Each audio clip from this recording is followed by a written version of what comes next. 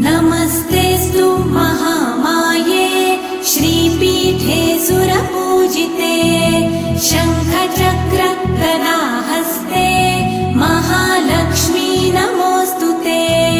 नमस्ते गरुडारूढे कोलासुरभयङ्करी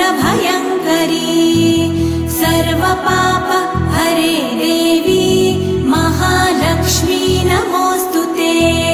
महादेव्यै च विद्महे विष्णुपत्न्यै च धीमहि तन्नो लक्ष्मी प्रचोदयात्।